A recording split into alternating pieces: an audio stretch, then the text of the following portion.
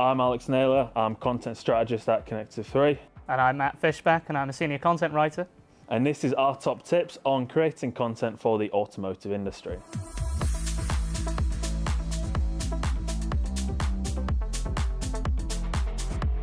So my first tip is that obviously buying a car is a huge purchase.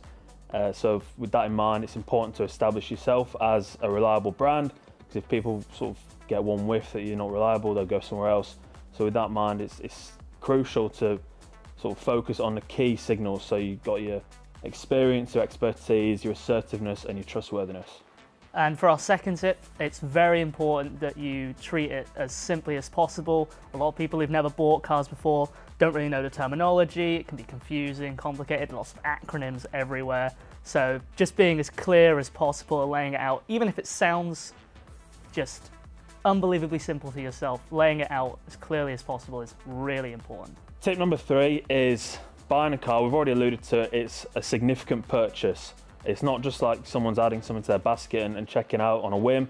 So it's important that you understand each stage of the car buying journey, assess where your content gaps are on that journey, and sort of create content that both addresses those gaps and engages your audience so they're keen to take that next step. And for our fourth tip, we'd highly recommend keeping track of what's happening in the news. It's always relevant to talk about anything relating to just the automotive industry in general, so whether that's price caps on fuel, and letting people know that at the end of the year, cars tend to be sold cheaper because that's when manufacturers are looking to try and get rid of them.